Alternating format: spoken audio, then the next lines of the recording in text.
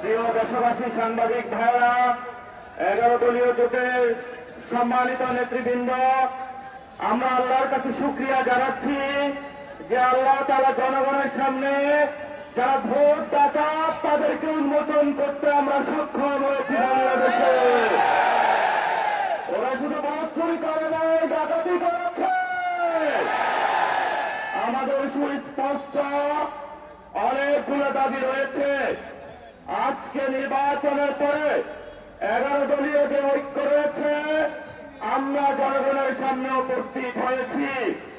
আমরা প্রথমত বলতে চাই, পার্লামেন্টে যে ভোট ডাকাতরা গিয়েছে, জনগণের সামনে আমরা বিরোধী দল হিসেবে হাজির হয়েছি। আমরা রাজপথে থাকব, কড়ায় গন্ডায় ইঞ্চি ইঞ্চি করে জনগণের উপরে যারা ভোটার ইঞ্জিনিয়ারিং করেছে, ভোট ডাকাতি করেছে, নতুন ভাবে জুলুম চাপিয়ে দেওয়ার চেষ্টা করছে, আমরা তাদের কাছ থেকে বুঝে নেব ইনশাআল্লাহ। আমি সংক্ষিপ্ত কথা বলব। আমাদের ভাই শহীদ উসমান হাদি আজকে আমাদের মধ্যে থাকতে পারতেন। সংসদ সদস্য হিসাবে ঢাকা 8-এর আল্লাহ ওনাকে শহীদ হিসাবে নিয়ে গিয়েছেন। আমরা বিচারের দাবিতে মাঠে গিয়েছি। আজকেই যেহেতু বিরোধী দলীয় যাত্রা হচ্ছে এই বাইতুল মোকাররম থেকে, আমি সরকারের কাছে আহ্বান জানাবো, দেশের কাছে আহ্বান জানাবো, প্রশাসনের কাছে আহ্বান জানাবো, আপনারা দ্রুত গতিতে শহীদ উসমান হাদি ভাইয়ের হত্যাকাণ্ডের বিচার যাতে হয় সেই উদ্যোগ নিন। আমাদেরকে এতদিন বলা হয়েছে বিচার এবং নির্বাচন মুখোমুখি দাঁড় করাবেন না। আমরা মরিয়া প্রমাণ করিলাম যে আমরা নির্বাচন বিরোধী নই। এখন সময় এসেছে শহীদ উসমান হাদি ভাইয়ের হত্যাকাণ্ডের বিচার করতে হবে। তৎকালীন সময়ে সংস্কারের নিয়ে বলা হয়েছিল, সংস্কার এবং নির্বাচন বিরোধী করার চেষ্টা চালানো হয়েছিল, ট্যাগ দেওয়া হয়েছিল ওরা নির্বাচন চায় না। আমরা তোমাদের চোখে আঙ্গুল দিয়ে দেখিয়েছি আমরাই বাংলাদেশে গণতন্ত্র চাই, তোমরা ভোট ডাকাতি করতে। এখন সময় এসেছে, কোন 9-6 চলবে না।